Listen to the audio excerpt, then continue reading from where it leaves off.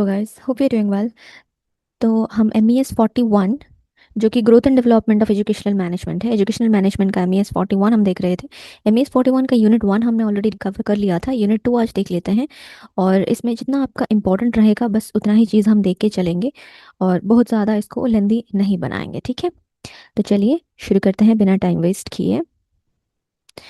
जो कि है आपका historical perspective on educational management Indian context में। यहाँ पे हम इसको देखने वाले हैं। तो इंडियन कॉन्टेक्स्ट में क्या क्या चीज़ें यहाँ पे दिया गया है। एजुकेशनल मैनेजमेंट जो है ये प्री इंडिपेंडेंस एरा में किस तरह से डेवलप हुआ, पोस्ट इंडिपेंडेंस एरा में किस तरह से डेवलप है। दैट्स ऑल फॉर इट, ठीक है। तो उतना ही हम देखेंगे, हर एक कमीशन का यहाँ पे रिकमेंडेशन रहेगा उतना आपके लिए इंपॉर्टेंट रहेगा, ठीक है। तो पहले तो हमारा जो एजुकेशनल सिस्टम था एंशियंट टाइम्स में, वहाँ पे हम हमारा लाइक ऋषिकुलस, गुरुकुलस एंड पाठशालास करके डिफरेंट टाइप्स ऑफ ऑर्गेनाइजेशंस हुआ करते थे, ठीक है। पर वहाँ पे हमारा एक एक फॉर्मल टाइप का वो नहीं था, वहाँ पे एग्जिस्ट नहीं कर रहा था इंस्टीट्यूशन। फिर बुद्धिस्ट मोनेस्ट्रीज वगैरह का जो लाइक एग्जिस्टेंस आया, तब हमारा इंस्टीट्यूशन थोड़ा सा यहाँ पे वेल ऑर्गेनाइज्ड हुआ। मुस्लिम रूल के टाइम पे भी हमारा मकतब एंड मदरसास वगैरह यहाँ पे हुआ करता था, ठीक है। तो काफ़ी सारे पॉलिसी डिफरेंसेस आए 1600 टू 1812 में उसके अंदर। तो इसके पीछे हम कह सकते हैं कि एक तरह से 150 साल से भी ज़्यादा का जो हिस्टोरिकल डेवलपमेंट यहाँ पे रहा है, ठीक है। तो अगर हम प्रेजेंट के एजुकेशनल मैनेजमेंट को अच्छे से समझना है हमको, तो उसका लाइक उसका जो हिस्टोरिकल बैकग्राउंड है वो हमें समझने की ज़रूरत पड़ती है, ठीक है। तो ब्रिटिश पीरियड में एजुकेशनल एडमिनिस्ट्रेशन की कई इंपॉर्टेंट प्रैक्टिसेस यहाँ पे शुरू हुई थी। देखिए, पहले तो ब्रिटिशर्स जो थे वो एजुकेशन में इंटरेस्टेड नहीं थे। फिर उनको समझ में आया कि अगर हम एजुकेशन को थोड़ा सा बढ़ावा देंगे तो इंडिया इंडिया में जो भी लाइक एजुकेटेड लोग होंगे वो हमें सपोर्ट करेंगे, ठीक है। That was the motive. ऐसा नहीं है कि वो आके इंडिया का एजुकेशनल सिस्टम को पूरा ठीक करना चाहते थे, नहीं, ऐसा नहीं है, ठीक है। सोशल रिफॉर्मर्स थोड़ी थे वो। फाइन, वो तो ट्रेडिंग के लिए आए थे, है ना। अपनी कंपनी के पर्पस के लिए आए थे। तो वो चीज़ है। तो यहाँ पे हमें तीन एरा के बारे में देखने को मिलता है। एक तो है 1813 से लेकर के 1853 तक, यहाँ पे चार्टर एक्ट आया। और यहाँ से 1853 तक, और जिसमें हमें सेंट्रलाइजेशन के बारे में जानना है, ठीक है। नेक्स्ट इज सेकंड, जो कि 1854 से लेकर 1919 तक का है, जिसमें स्टेट कंट्रोल बढ़ा था और एक्सट्रीम सेंट्रलाइजेशन यहाँ पे हो रहा था। नेक्स्ट जो है वो थर्ड है। थर्ड मतलब यहाँ पे प्रोविंशियल ऑटोनॉमी इस पार्ट में आता है हमारा, जो कि है 1920 से लेकर के हमारे फ्रीडम तक का सफ़र है, ठीक है। 1920 से 1947 तक का। ये कौन सा चीज़ हम देख रहे हैं? प्री इंडिपेंडेंस वाला। पोस्ट इंडिपेंडेंस वाला फिर 1947 के बाद आता है। तो सिर्फ प्री इंडिपेंडेंस तीन पार्ट्स में यहाँ पे कवर किया गया है। फाइन। तो educational management pre independence era में किस तरह से यहाँ पे डेवलप होता है, तो यहाँ पे बिल्कुल सेम ही चीज़ लिखा गया है जो पहले भी बता दिया है इंट्रोडक्शन में, ठीक है। तो फिर से आपको यहाँ पे देखने की ज़रूरत नहीं है। तो हर फेज़ में हमें गवर्नमेंट की जो रोल है और एजुकेशनल मैनेजमेंट का जो स्ट्रक्चर है वो एक तरह से अलग अलग हुआ करता था। फाइन। तो इसी वजह से हमें ये पीरियड्स को यहाँ पे अलग अलग तरीके से पढ़ने के लिए दिया गया है। फाइन। तो फर्स्ट पीरियड जो 1813 से लेकर के 1853 तक है, उसमें काफ़ी सारे इंपॉर्टेंट चीज़ें होती हैं। चार्टर एक्ट ऑफ 1813 आता है, मैकॉले मिनट्स आता है 1835 में। तो काफ़ी सारे यहाँ पे चीज़ें डेवलप होती है, ठीक है। तो सबसे पहले 1813 से पहले क्या हो रहा था? 1813 से पहले ईस्ट इंडिया कंपनी, ठीक है, ईस्ट इंडिया कंपनी जो था, जिससे हमारा फिर ब्रिटिश रूल शुरू हुआ, ठीक है। तो शुरुआत तो ईस्ट इंडिया कंपनी से हुआ था। ईस्ट इंडिया कंपनी का मेन ऑब्जेक्टिव क्या था?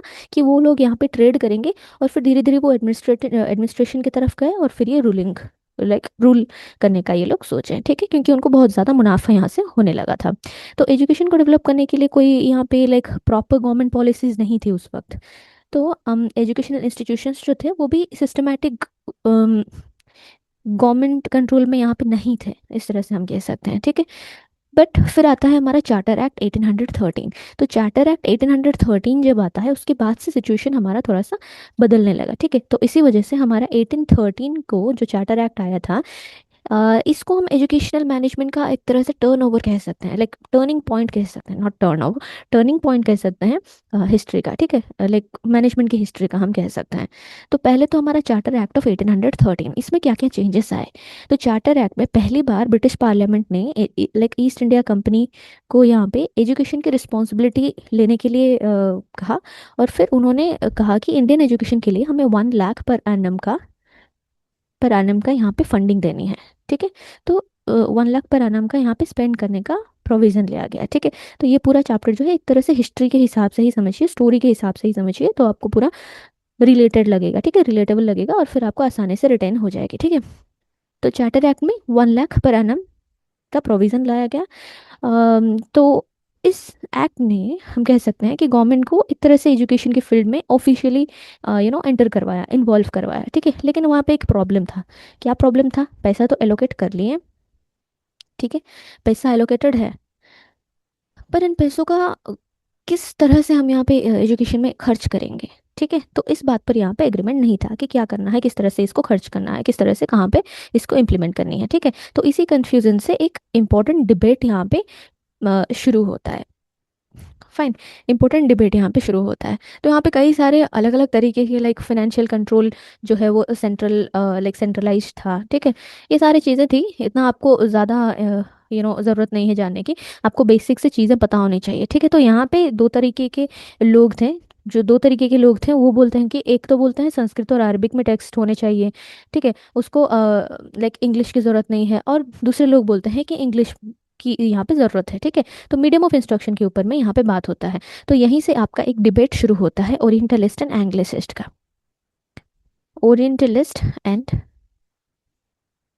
एंग्लिसिस्ट का, ठीक है। तो ओरिएंटलिस्ट का क्या मानना था यहाँ पे कि ट्रेडिशनल इंडियन एजुकेशन को सपोर्ट किया जाना चाहिए, ठीक है। ओरिएंटलिस्ट कहते हैं कि जो हमारा ट्रेडिशनल इंडियन सिस्टम है, लाइक इंडियन एजुकेशनल सिस्टम है, जैसे गुरुकुलस वगैरह है, वो सब है, उसको हमें सपोर्ट देना चाहिए, ठीक है। वहाँ पे हमें संस्कृत, पार्शियन और अरबिक जैसे क्लासिकल जो लैंग्वेजेस है उसको हमें प्रमोट करनी चाहिए, ठीक है। और उसी के साथ साथ ये लोग कहते हैं कि इंडिया के जो कल्चर है, कल्चर और जो भी ट्रेडिशनल नॉलेज वगैरह है उसको हमें प्रिजर्व करनी चाहिए। पर यहाँ पे इंग्लिशिस्ट कुछ और बोलते हैं, इंग्लिशिस्ट सपोर्टर्स ऑफ इंग्लिश, ठीक है।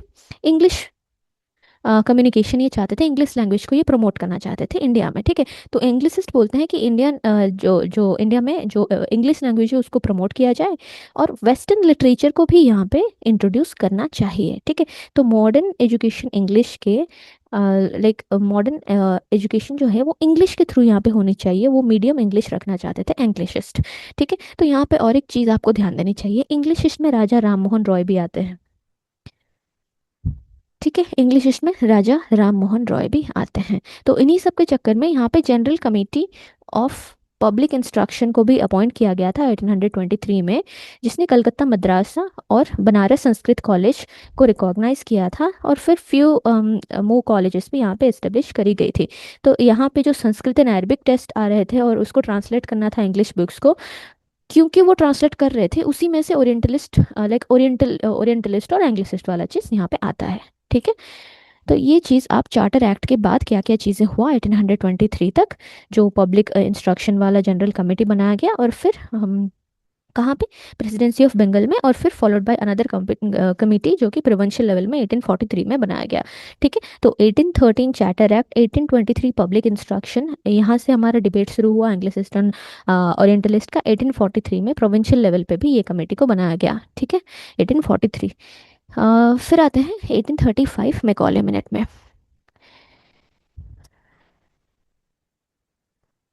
ठीक है। तो मैकॉले मैकॉले माइन्यूट कह सकते हैं, तो मैकॉले माइन्यूट्स ऑन एजुकेशन, माइन्यूट्स मतलब कुछ पॉइंट्स मैकॉले ने दिया था, ठीक है।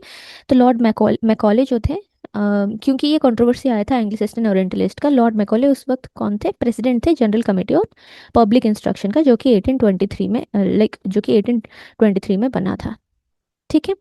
तो उस वक्त गवर्नर जनरल हुआ करते थे विलियम बेंटिक, ध्यान में रखेंगे, विलियम बेंटिक, बस पता होनी चाहिए, ठीक है। विलियम बेंटिक यहाँ पे हुआ करते थे।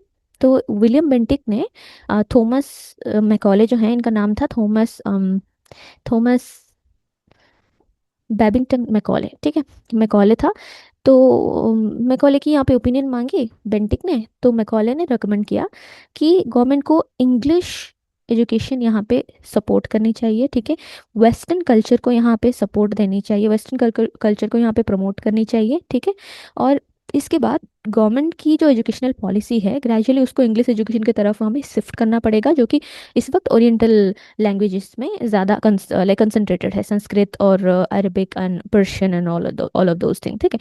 तो एजुकेशनल मैनेजमेंट के पॉइंट ऑफ व्यू से इसका सबसे बड़ा इम्पैक्ट क्या होगा फिर, कि गवर्नमेंट की जो प्रायोरिटीज थी वो चेंज हो रही थी, ठीक है। तो यहाँ पे इतना चीज़ मैकॉले ने बताया, फाइन।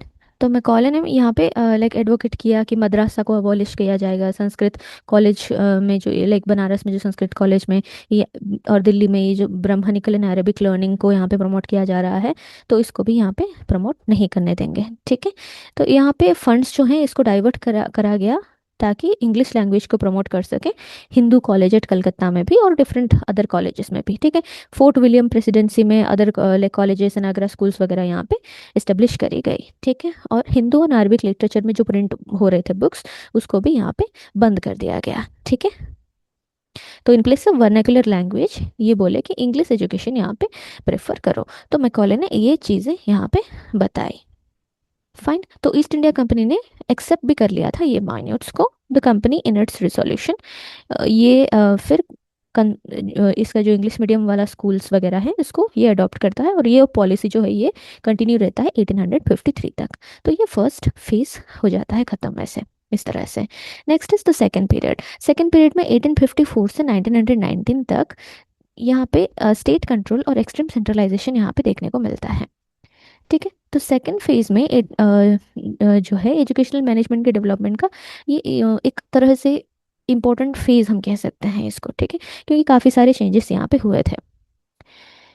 पहले पीरियड में क्या था, सेंट्रलाइजेशन की शुरुआत हुई थी। ठीक है, और इस पार्ट में हमारा एक्सट्रीम सेंट्रलाइजेशन होता है और स्टेट कंट्रोल भी यहाँ पे आता है। ठीक है, तो ब्रिटिश गवर्नमेंट ने एजुकेशन को यहाँ पे ऑर्गेनाइज करने की, सुपरवाइज करने की, मैनेज करने की, ये सारे जो सिस्टमैटिक एडमिनिस्ट्रेटिव फ्रेमवर्क डेवलप करने की, ये सारी चीज़ें इन्होंने करना शुरू किया। ठीक है, तो इसी वजह से यहाँ पे सेंट्रलाइजेशन ज़्यादा होने लगा। फाइन, तो यहाँ पे सबसे पहले हमारा आ जाता है वुड्स डिस्पैच 1854। वुड्स डिस्पैच ने क्या क्या चीज़ें यहाँ पे बोला था हमें यहाँ पे ध्यान देनी है। ठीक है, तो चार्टर जो लाइक रिन्यूअल हुआ चार्टर ईस्ट इंडिया कंपनी का 1853 में, और फिर हमारा 1854 में वुड्स डिस्पैच लाया गया ताकि हम ब्रिटिश एजुकेशन पॉलिसी को इंडिया में शेप कर सकें। ठीक है, तो वुड्स डिस्पैच को एक तरह से हम Magna carta of Indian English education कह सकते हैं, Magna carta of English education in India इस तरह से कह सकते हैं। ठीक है, तो इससे इंडियन एजुकेशन के लिए पहली बार एक सिस्टमैटिक एडमिनिस्ट्रेशन फ्रेमवर्क यहाँ पे बनाया गया।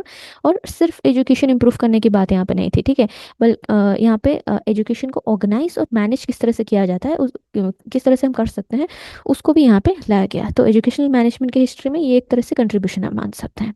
ठीक है, तो वुड्स डिस्पैच के अकॉर्डिंग यहाँ पे क्या क्या चीज़ें डेवलपमेंट हुआ। इसने रिकमेंड किया डीपीआई। डीपीआई यानी कि डिपार्टमेंट ऑफ पब्लिक इंस्ट्रक्शन। ठीक है, इन्होंने रिकमेंड किया था department of public instruction, Charles suit ने। ठीक है, चार्ल्स सूट डिस्पैच, तो इनके रिकमेंडेशंस को डिस्पैच बोल रहे हैं। ठीक है, तो डिपार्टमेंट ऑफ पब्लिक इंस्ट्रक्शन को यहाँ पे सेटअप करना है, इस्टेब्लिश किया जाए। ठीक है, हर डिपार्टमेंट के हर डिपार्टमेंट का जो हेड होगा ना वो डायरेक्टर ऑफ पब्लिक इंस्ट्रक्शन होगा। ठीक है, director of public instruction, director of public instruction होगा। तो यहाँ पे पहली बार एजुकेशन को मैनेज करने के लिए एक प्रॉपर एडमिनिस्ट्रेटिव डिपार्टमेंट यहाँ पे बनाए गए। ठीक है, तो ये ध्यान में रखना है आपको। इससे क्या हुआ ना, एजुकेशनल एडमिनिस्ट्रेशन और सुपरविजन दोनों ही चीज़ें यहाँ पे सिस्टमैटिक होने लगा। फाइन, तो ये मेजर चेंज था यहाँ पे डीपीआई का लाना। डीपीआई का एस्टेब्लिशमेंट एजुकेशनल मैनेजमेंट के लिए एक मेजर डेवलपमेंट होता है, इसलिए हमें यहाँ पे इसको ध्यान में रखनी है। ठीक है, फिर ये बोलते हैं कि एजुकेशनल एडमिनिस्ट्रेशन का जो ये हायरार्की एक तरह से आप कह सकते हैं हायरार्की ऑफ एजुकेशनल एडमिनिस्ट्रेशन, ये बताते हैं। हायरार्की ऑफ एजुकेशनल एडमिनिस्ट्रेशन मतलब यहाँ पे एजुकेशनल एडमिनिस्ट्रेशन को लाइक कुछ ज़्यादा इफेक्टिव बनाने के लिए अलग अलग एडमिनिस्ट्रेटिव लेवल्स की ज़रूरत होती है ना, तो अलग अलग लेवल्स ऑफ एडमिनिस्ट्रेशन की यहाँ पे डेवलपमेंट करी जा रही थी। फिर यहाँ पे डायरेक्टर के अंडर इंस्पेक्टर्स रहेंगे। ठीक है, डायरेक्टर के अंडर यहाँ पे इंस्पेक्टर्स रहेंगे और अदर ऑफिसर्स भी यहाँ पे रहेंगे। ठीक है, अदर ऑफिसर्स भी यहाँ पे रहेंगे। तो इनका काम क्या रहेगा, इनका काम स्कूल्स की इंस्पेक्शन करेंगे, सुपरविजन करेंगे। ठीक है, और मॉनिटरिंग करेंगे, ये सारी चीज़ें ये करेंगे। तो इससे क्या होगा, इससे गवर्नमेंट एजुकेशनल इंस्टीट्यूशंस जो हैं इस पर बेटर कंट्रोल या मेंटेन कर सकेंगे। फाइन, तो एजुकेशनल मैनेजमेंट ग्रेजुअली एक तरह से सिस्टमैटिक और ब्यूरोक्रेटिक स्ट्रक्चर के हिसाब, ब्यूरोक्रेटिक मतलब क्या है, हायरार्किकल स्ट्रक्चर। ठीक है, हायरार्किकल स्ट्रक्चर में ये आने लगा। फाइन, तो ये दूसरा आपका रिकमेंडेशन था। तीसरा आपका रिकमेंडेशन था यूनिवर्सिटीज़ के बारे में। ठीक है। यूनिवर्सिटीज़ के बारे में, तो यूनिवर्सिटीज़ के बारे में इन्होंने क्या कहा कि काफ़ी सारे हम यहाँ पे यूनिवर्सिटीज़ वगैरह बनाएंगे। तो कहाँ कहाँ पे इन्होंने बनाया था? कलकत्ता में, ठीक है, कलकत्ता, मुंबई लाइक बॉम्बे, और मद्रास, ठीक है। मद्रास में इन्होंने यूनिवर्सिटीज एस्टेब्लिश करने की रिकमेंडेशन दी। और इन जो यूनिवर्सिटीज़ हैं इनका मॉडल किसके ऊपर रहेगा? यूनिवर्सिटी ऑफ लंदन के ऊपर बेस्ड रहेगा, ठीक है। यूनिवर्सिटी ऑफ लंदन के ऊपर बेस्ड रहेगा। तो शुरू में इनका जो मेन काम होगा ये टीचिंग करना नहीं होगा, ठीक है। यूनिवर्सिटी का मेजर फंक्शंस क्या थे उस वक्त? यूनिवर्सिटी का मेजर फंक्शन था कि एग्जाम कंडक्ट करवाएगा, ठीक है, डिग्रीज अवार्ड करेगा, लाइक एफिलिएशन कराएगा, ठीक है, एफिलिएशन को रेगुलेट करेगा। एफिलिएशन यानी कि एफिलिएटिंग और लाइक एग्जाम बॉडीज वगैरह जो होते हैं, ठीक है, एफिलिएट कराना। तो एफिलिएट करवाएगा, लाइक यूनिवर्सिटी के अंदर काफ़ी सारे कॉलेजेस एफिलिएटेड होते हैं ना, तो उसको एफिलिएट करवाएगा, फाइन। तो कलकत्ता, मद्रास एंड बॉम्बे में यहाँ पे यूनिवर्सिटीज बनाना है। नेक्स्ट रिकमेंडेशन क्या था इनका? कितना, तीन हुआ ना, चार। चौथा रिकमेंडेशन बोल सकते हैं यहाँ पे एक तरह से ग्रांट इन एड का था, ठीक है, ग्रांट इन एड का सिस्टम। तो ओट्स डिस्पैच में यहाँ पे ग्रांट इन एड का चीज़ भी लाने की कोशिश की। तो गवर्नमेंट ने यहाँ पे डिसाइड किया कि सिर्फ गवर्नमेंट इंस्टीट्यूशन की एजुकेशन प्रोवाइड नहीं करेंगे, हम यहाँ पे प्राइवेट एजुकेशनल इंस्टीट्यूशंस को भी एनकरेज करेंगे, ग्रांट इन एड देंगे, ठीक है। तो प्राइवेट एजुकेशनल यहाँ पे कम इन टू बिंग। तो जो इंस्टीट्यूशंस गवर्नमेंट की प्रिस्क्राइब्ड कंडीशंस फॉलो करेंगे उन्हें हम फाइनेंशियल असिस्टेंस यहाँ पे देंगे, ठीक है। तो फाइनेंशियल असिस्टेंस के बारे में यहाँ पे बात करी गई, not just to government but to private as well, ठीक है। तो इस सिस्टम से गवर्नमेंट का जो कंट्रोल है वो और ज़्यादा बढ़ने लगा, फाइनेंशियल सपोर्ट यहाँ पे डेवलप हुए, और फाइनेंशियली डिपेंडेंट भी जो इंस्टीट्यूशंस थे वो हो गए, किसके ऊपर? गवर्नमेंट के ऊपर, ठीक है। तो ये चौथा था। फिर आते हैं टीचर ट्रेनिंग। तो इन्होंने टीचर ट्रेनिंग के ऊपर में भी चीज़ बोली थी। तो टीचर ट्रेनिंग जो था वुड्स डिस्पैच में इसके बारे में भी हाईलाइट किया, और इन्होंने कुछ रिकमेंडेशन की कि हमारे जो टीचर ट्रेनिंग है, टीचर ट्रेनिंग इंस्टीट्यूशंस वगैरह यहाँ पे एस्टेब्लिश करी जाएंगी, और यहाँ पे क्वालिटी एजुकेशन के लिए ट्रेन टीचर्स को भी यहाँ पे एसेंशियली लाइक अपॉइंट करी जाएगी, ठीक है। तो एजुकेशनल मैनेजमेंट के अकॉर्डिंग अगर हम पॉइंट ऑफ व्यू से अगर हम देखें तो सिर्फ स्कूल्स खोलना इनफ नहीं होता है ना, क्वालिफाइड टीचर्स भी यहाँ पे इक्वल इंपॉर्टेंट होते हैं, तभी तो हमारा चीज़ अच्छे से मैनेज हो पाएगा, ठीक है। तो ये इनका फिफ्थ रिकमेंडेशन था। नेक्स्ट इन्होंने फीमेल एजुकेशन के बारे में भी इम्पोर्टेंस दिया था। तो उस समय में गर्ल्स का एजुकेशन जो था वो डेवलपमेंट, उनका जो डेवलपमेंट था वो काफ़ी लिमिटेड था, ठीक है। तो गवर्नमेंट को इस एरिया में भी एक्टिव रोल यहाँ पे शो करना था, तो इसलिए इन्होंने फीमेल एजुकेशन को भी यहाँ पे ग्रेजुअली इंक्रीमेंट लाइक इनक्रेज करने की बात करी थी, ठीक है। तो ये छह चीज़ आपको यहाँ पे ध्यान में देनी है। पहले तो डीपीआई का सेटअप कराना, ठीक है, डीपीआई सेटअप कराना, हायरार्किकल स्ट्रक्चर लाना, तीसरा है यूनिवर्सिटीज एस्टेब्लिश करना, चौथा है ग्रांट इन एड देना, पांचवा है टीचर ट्रेनिंग, और छठा है फीमेल एजुकेशन, ठीक है। इतना मेजर चेंजेस यहाँ पे लाने की रिकमेंडेशन की गई। Next is Indian education commission, जो कि हंटर कमीशन हम कह सकते हैं। हंटर कमीशन हमारा पहला इंडियन एजुकेशन कमीशन इसको हम कहते हैं, ठीक है। तो 1882 टू 83 के अंदर बीच में ये आया था। तो ये जो था ये प्राइमरी एजुकेशन के लिए ज़्यादा फोकस था, ठीक है। प्राइमरी एजुकेशन के लिए हंटर कमीशन ज़्यादा ये एम्फोसिस करता था। और यहाँ पे कमीशन ने ऑब्जर्व किया कि प्राइमरी एजुकेशन को लाइक और स्ट्रेंथन करने की ज़रूरत है, और इसीलिए इन्होंने यहाँ पे फोकस किया था, ठीक है। तो इन्होंने रिकमेंड किया कि जो प्राइमरी एजुकेशन का रिस्पॉन्सिबिलिटी है वो लोकल बॉडीज़ को दे देना चाहिए, ठीक है। लोकल बॉडीज़ को दे देना चाहिए क्योंकि उनको ग्राउंड रियलिटी पता होती है, तो उसके हिसाब से वो इसको एडमिनिस्टर करेंगे, ठीक है। तो इसी वजह से यहाँ पे लोकल सेल्फ गवर्नमेंट एक्ट भी आया था 1883 में, ध्यान में रखिएगा, याद रखना है, यूजीसी में भी आता है, ठीक है। तो local self government act of 1883 आपको यहाँ पे ध्यान में रखनी है। तो यहाँ पे एजुकेशन एडमिनिस्ट्रेशन में लोकल पार्टिसिपेशन को इंपॉर्टेंस मिला, ठीक है। तो ये एक अलग चीज़ यहाँ पे हुई। तो कंप्लीट डिसेंट्रलाइजेशन यहाँ पे नहीं हुआ था, फिर भी लाइक लोकल अथॉरिटीज़ जो है वो पहले से ज़्यादा यहाँ पे रिस्पॉन्सिबल थे, ठीक है। तो इस तरीके से आप यहाँ पे ध्यान में रख सकते हैं। तो इंडियन एजुकेशन कमिटी ने एजुकेशनल मैनेजमेंट के लिए क्या क्या रिकमेंडेशन दिया था यहाँ पे कि इंडिजिनस एजुकेशन को एनकरेजमेंट करो, एनकरेजमेंट दो, प्राइमरी एजुकेशन को यहाँ पे लाइक डिक्लेयर करो कि वो ये एक पार्ट है पब्लिक इंस्ट्रक्शन का। एटलीस्ट वन मॉडल स्कूल यहाँ पे एस्टेब्लिश करनी चाहिए हर एक डिस्ट्रिक्ट में, और उसको ग्रांट इन एड भी देनी चाहिए, ठीक है। और यहाँ पे strength of staff and expenditure वगैरह जो है, इंस्टीट्यूशन का एफिशिएंसी जो है, इसको आप लाइक रेट ऑफ एड के हिसाब से रखो, ग्रांट इन एड के हिसाब अंडर में लाओ। प्राइवेट मैनेजर्स को यहाँ पे प्रमोट करो, ठीक है, जनरल स्कीम ऑफ एजुकेशन में लाने की कोशिश करो। फिर ग्रांट एंड एड रूल्स को यहाँ पे रिवाइज करके लोकल गवर्नमेंट को भी यहाँ पे कंसल्टेशन दो, ताकि वो मैनेजर्स ऑफ स्कूल के जैसा काम कर सके। एजुकेशनल बजट वगैरह यहाँ पे आपको एक्सपैंड करनी चाहिए, और ग्रेटर लैटिट्यूड यहाँ पे होनी चाहिए मैनेजर के तरफ, ताकि वो एडेड स्कूल्स में कोर्स फिक्सिंग वगैरह, लाइक कोर्स इंस्ट्रक्शन मीडियम क्या रहेगा, ये सारी चीज़ें वो फिक्स कर सकें। ठीक है। तो इंडियंस जिनके पास नेसेसरी क्वालिफिकेशंस है, उनको एज इंस्पेक्टर ऑफ स्कूल भी यहाँ पे आप अपॉइंट कर सकते हो। ठीक है। तो इतना चीज़ आपका हंटर कमीशन यहाँ पे बोलता है। फाइन।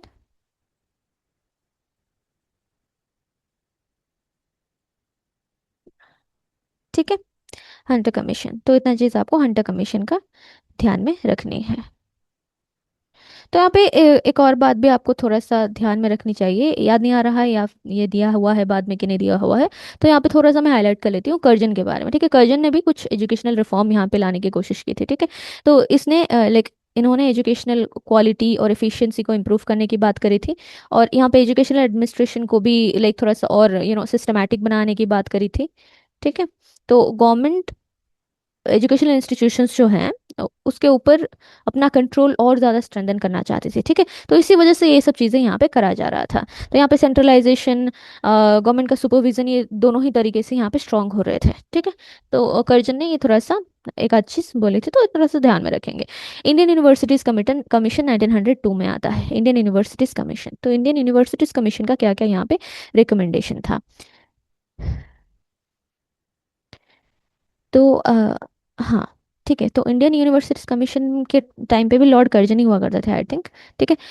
कर्जन जो थे, कर्जन ने यूनिवर्सिटीज़ की कंडीशन यहाँ पे एग्जामिन करने के लिए बोला था। ठीक है। कमीशन का यहाँ पे ऑब्जेक्टिव क्या था कि जो यूनिवर्सिटीज़ की जो प्रॉब्लम्स है उसको आइडेंटिफाई करना है और फिर उसको इम्प्रूव करनी है उसमें। फाइन। और यूनिवर्सिटी की जो एडमिनिस्ट्रेशन और फंक्शनिंग है उसमें रिफॉर्म्स लाना है। एकेडमिक स्टैंडर्ड्स वगैरह को भी यहाँ पे एफिशिएंट बनानी है, स्पेशल एम्फोसाइज यहाँ पे लाइक एम्फोसिस यहाँ पे दिया गया उसके ऊपर। ठीक है। तो यहाँ पे लीगल पावर्स जो ओल्डर यूनिवर्सिटीज़ का था उसको एनालाइज किया गया। ठीक है। ताकि ये रिकॉग्नाइज कर सके टीचिंग बॉडीज़ को। और फिर यहाँ पे द सिनेट, एक सिनेट हुआ करता है, सिंडिकेट हुआ करता है, और फैकल्टीज भी हुआ करता है, ताकि रीऑर्गेनाइज कर सकें और रिप्रेजेंटेटिवनेस यहाँ पे बढ़ा सकें। फाइन। फिर यहाँ पे एक मैनेजिंग कमेटी भी हुआ करता था। मैनेजिंग कमेटी जो है ये कॉम्पिटेंट टीचर्स को यहाँ पे रखेगा, और ये अटेंशन देगा कि डिसिप्लिन और construction of building, hostel affiliation वगैरह ये सब चीज़ें ठीक से हो रहा है कि नहीं हो रहा है। Fine. Next, government resolution on education policy 1913। Government resolution on educational policy 1913। ठीक है।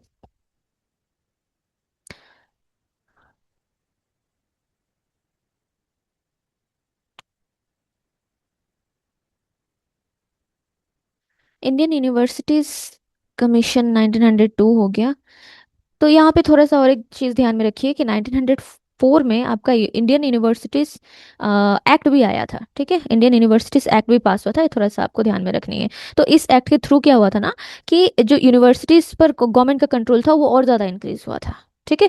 यूनिवर्सिटी एडमिनिस्ट्रेशन को रिऑर्गेनाइज यहाँ पे किया गया था, और फिर यहाँ पे एक्सट्रीम सेंट्रलाइजेशन इसी तरीके से यहाँ पे आया था। तो एक्सट्रीम सेंट्रलाइजेशन 1904 में ज़्यादा लाइक और डीप हुआ था। ठीक है। एक तरह से आप ये कह सकते हैं। तो कंट्रोल यहाँ पे 1904 में इंडियन यूनिवर्सिटीज एक्ट के बाद और ज़्यादा बढ़ा था, थोड़ा सा ध्यान में रखेंगे। Next, government resolution on education policy 1913। तो यहाँ पे गवर्नमेंट ने एजुकेशन के एक्सपेंशन के तरफ थोड़ा सा यहाँ पे लाइक ऑफिशियली रिकॉग्नाइज किया कि हमें एजुकेशन को एक्सपैंड करनी है। ठीक है।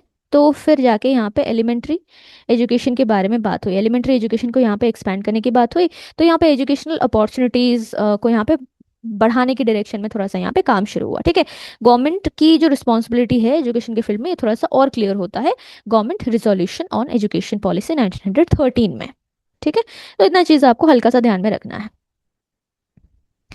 कलकत्ता यूनिवर्सिटी कमीशन, जिसको हम सैडलर कमीशन बोलते हैं, जो 1917 में आया, इसको ना आप सिक्वेंशियली याद रखिएगा, सिक्वेंशियली ध्यान में रखिएगा, तो आपको आसानी होगी। ठीक है।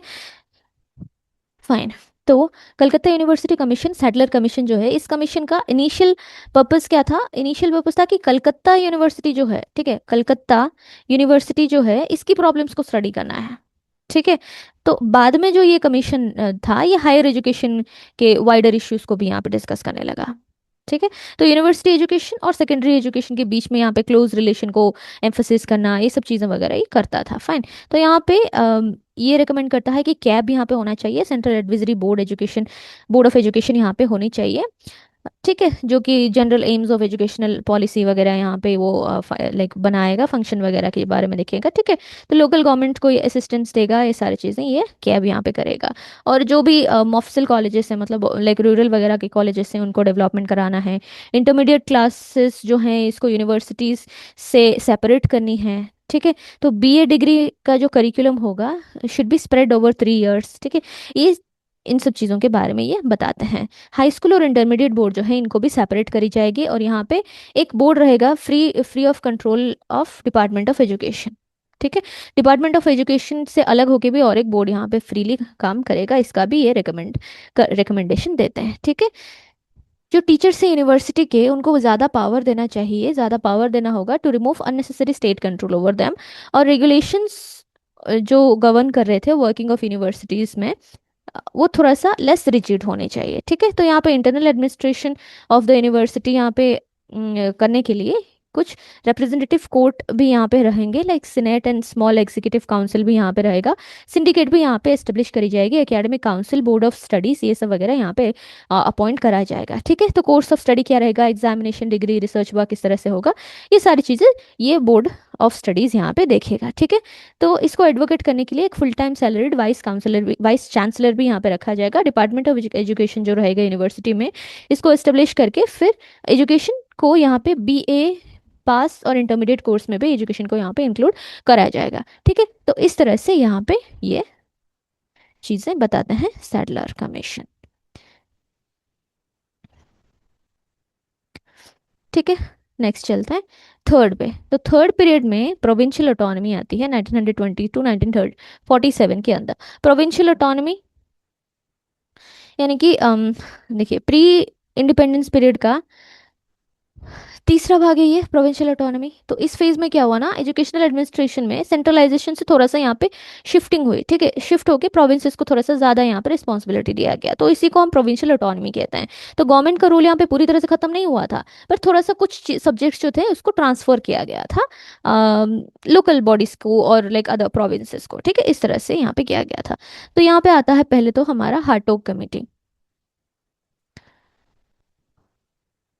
अच्छा, 1919 में आपका गवर्नमेंट ऑफ इंडिया एक्ट भी आता है यहाँ पे, ये भी ध्यान में रखने वाली बात है। तो गवर्नमेंट ऑफ इंडिया एक्ट जब आया ना, तब ट्रांसफर किया गया कुछ सब्जेक्ट्स को। ठीक है। लाइक ट्रांसफर सब्जेक्ट, एजुकेशन को ट्रांसफर सब्जेक्ट बना दिया गया। और यानी कि क्या है कि एजुकेशन का जो डे टू डे एडमिनिस्ट्रेशन रहेगा ना, वो प्रोविंसेस को भी यहाँ पे ट्रांसफर कर दिया गया। ठीक है। तो प्रोविंशियल गवर्नमेंट्स को स्कूल्स और एजुकेशन के जो डेवलपमेंट वगैरह है इसकी रिस्पॉन्सिबिलिटी दी गई।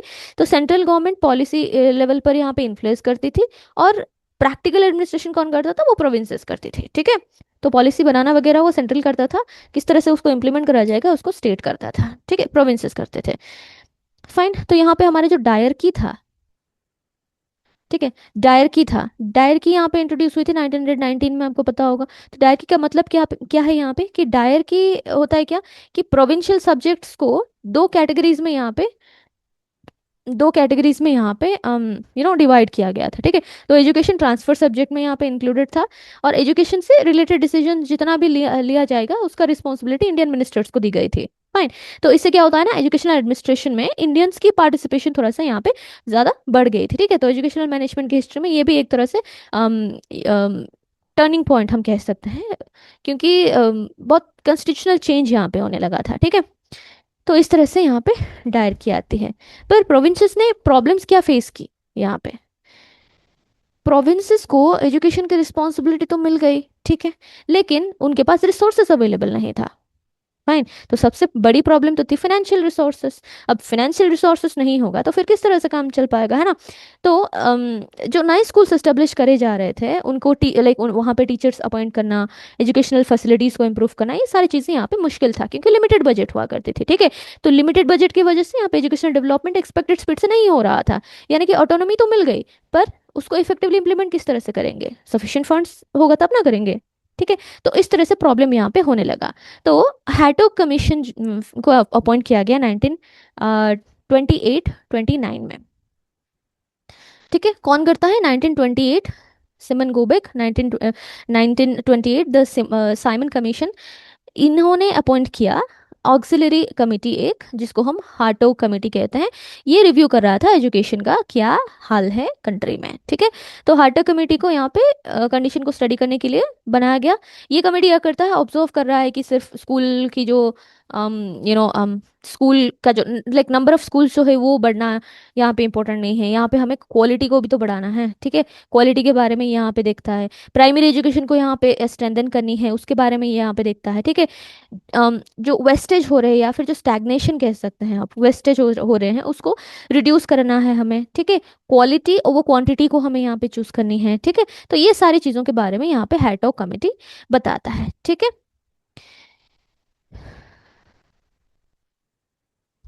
तो यहाँ पे इंडियन एजुकेशन सर्विसेज को भी यहाँ पे इंक्लूड करने की बात करी गई थी, थोड़ा सा ध्यान में रखेंगे। फाइन, तो ये चीज़ें इन्होंने बोला था। नेक्स्ट इज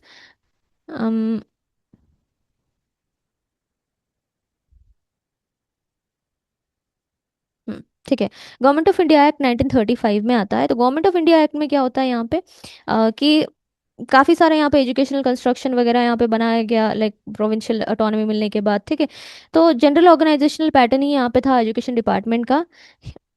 तो यहाँ पे इंस्पेक्टर ऑफ मोहम्मदन स्कूल, काफ़ी सारे यहाँ पे रेवेन्यू डिविजन्स हुआ करते थे। ठीक है, मकताब्स एंड मुस्लिम स्कूल्स वगैरह भी यहाँ पे हुआ करते थे। एंग्लो हिंदुस्तानी भी यहाँ पे हेड हुआ करते थे, इंस्पेक्टर एज इंस्पेक्टर हुआ करते थे। ठीक है, ये सारी चीज़ें था। और फिर लाइक जो old distinction between reserved and transfer subjects था उसको अबॉलिश किया गया। और फिर एजुकेशन मिनिस्टर्स के जो पावर्स हैं वो भी थोड़ा सा बढ़ाया गया यहाँ पे। ठीक है, जब ये ट्रांसफर सब्जेक्ट हुआ था, नथिंग एल्स इन इट। तो अबाउट वुड रिपोर्ट आता है फिर 1936 से 37 के बीच में। तो अबाउट वुड रिपोर्ट में क्या होता है? अबाउट वुड रिपोर्ट सिंपली ये वोकेशनल एजुकेशन के बारे में बात करता है। ठीक है, तो कुछ भी नहीं याद रहे ना तो थोड़ा सा मतलब किसके बारे में बात करता है आपको पता होनी चाहिए। ठीक है, तो यहाँ पे 1935 में central advisory board of education में यहाँ पे दो एक्सपर्ट यहाँ पे आए। ठीक है, और फिर इनको लाइक एबोटवुड को यहाँ पे इनवाइट किया गया 1936 को कि आओ थोड़ा सा आप लाइक एडवाइस करो थोड़ा सा क्या क्या चीज़ें हम कर सकते हैं। ठीक है, तो ये वोकेशनल एजुकेशन के बारे में बात करते हैं। और लाइक स्टूडेंट का जो एकेडमिक एजुकेशन है उसको हमें कंटिन्यू कि कहाँ तक कंटिन्यू रखना है और कहाँ से वोकेशनल एजुकेशन वगैरह शुरू करनी है, ये सारी चीज़ों के ऊपर ये बोलते हैं। ठीक है, इसलिए एम्प्लॉयमेंट ओरिएंटेड वोकेशनल एजुकेशन को डेवलप करना ज़रूरी है। और लाइक प्रैक्टिकल नॉलेज यहाँ पे बढ़ाने की ज़रूरत है, स्किल्स वगैरह बढ़ाने की ज़रूरत है। ठीक है, तो यहाँ पे educational point of view like management के पॉइंट ऑफ व्यू से अगर देखें तो एजुकेशन को यहाँ पे प्रैक्टिकल नीड्स की और थोड़ा सा एम्प्लॉयमेंट से कनेक्ट करने की यहाँ पे रिकमेंडेशन दिया गया था बाय एबोटोड। ठीक है, नेक्स्ट आता है सर्जेंट रिपोर्ट 1944।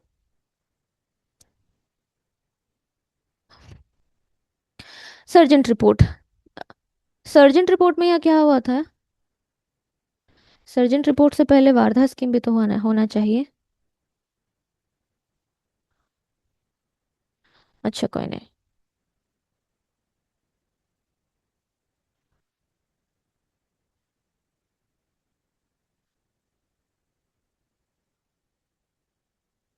अच्छा, देख लेते हैं थोड़ा सा वारधा स्कीम भी। ठीक है, इंपॉर्टेंट है, गांधी जी ने दिया था। वारधा स्कीम आई थिंक है बाद में भी, थोड़ा सा हल्का सा देख लेते हैं। वारधा स्कीम 1937 को आया था। ठीक है, महात्मा गांधी जी ने इसको प्रपोज किया था। और इन्होंने भी यहाँ पे प्रोडक्टिव वर्क की बात करी थी। ठीक है, प्रोडक्टिव वर्क करना है यहाँ पे, टीचिंग लर्निंग प्रोसेस में हमें हैंडीक्राफ्ट्स वगैरह का यहाँ पे इस्तेमाल करनी है, सिर्फ बुकिश नॉलेज यहाँ पे नहीं लेना है। ठीक है, तो इस स्कीम के अकॉर्डिंग क्या हुआ था कि जो स्कूल ऑर्गेनाइजेशन है और करिकुलम है दोनों में यहाँ पे चेंजेस की जरूरत थी। तो एजुकेशनल मैनेजमेंट के पॉइंट ऑफ व्यू से ये जो अप्रोच था ये भी इंपॉर्टेंट हमारे लिए है, तो थोड़ा सा यहाँ पे हल्का सा ध्यान में रखेंगे वार्धा स्कीम। चलिए, सर्जेंट रिपोर्ट 1944। तो सर्जेंट रिपोर्ट लाइक 1944 में कैब ने सबमिट किया एक कम्प्रिहेंसिव रिपोर्ट। ठीक है, पोस्ट वार एजुकेशनल डेवलपमेंट के बारे में, जिसको हम यहाँ पे सर्जेंट रिपोर्ट भी कहते हैं। ठीक है, ये रिपोर्ट को हम सर्जेंट रिपोर्ट कह रहे हैं। कैब का रिपोर्ट था ये सिंपली। ठीक है, तो ये लॉन्ग टर्म प्लान को यहाँ पे प्रेजेंट करता है और एजुकेशनल डेवलपमेंट को सिस्टमैटिक प्लानिंग के थ्रू यहाँ पे इंप्लीमेंट करने की फोकस कर रहा है। ठीक है, तो डिफरेंट लेवल्स ऑफ एजुकेशन यहाँ पे है हमारा, जिसको हमें एक्सपैंड करनी है। और ये चीज़ बोलता है कि हमें एक्सपेंशन के लिए इम्प्रूवमेंट यहाँ पे लेना पड़ेगा। तो इस रिपोर्ट ने फ्यूचर एजुकेशनल प्लानिंग और ऑर्गेनाइज्ड जो लाइक डेवलपमेंट है उसकी तरफ थोड़ा सा ये ज़्यादा फोकस करता है। ठीक है, तो पीओवी ऑफ एजुकेशनल मैनेजमेंट अगर देखें तो प्लानिंग का जो अप्रोच है यहाँ पे और थोड़ा सा स्ट्रेंथन हुआ था। ठीक है, और लाइक ये बेसिक एजुकेशन के बारे में भी बात करते हैं, फ्री एजुकेशन के बारे में बात करते हैं 6 to 14 ईयर्स तक के बच्चों का। ठीक है, तो यहाँ पे दो तरह का हाई स्कूल भी होना चाहिए, एकेडमिक होने चाहिए और एक टेक्निकल होना चाहिए। ठीक है, ऑलराउंड डेवलपमेंट के बारे में भी ये बात करते हैं। फाइन, नेक्स्ट आता है कैब। तो कैब जो है इसको हम ओल्डेस्ट भी मान सकते हैं, एडविजरी बॉडी के जैसा था। इसको एस्टेब्लिश किया गया था 1920 में। किसके चेयरमैनशिप में? एजुकेशन कमिश्नर जो थे उस वक्त उनके चेयरमैनशिप में किया गया था। Central Board of Central Advisory Board of Education जो था उसको पहले तो was first put forward by किसके द्वारा? कलकत्ता यूनिवर्सिटी कमीशन 1919 के द्वारा इसको करा गया। फिर इसको 1923 में डिसॉल्व भी किया गया था as a major of economy for the next 12 years. Like कोई भी एडविजरी बॉडी यहाँ पे नहीं था।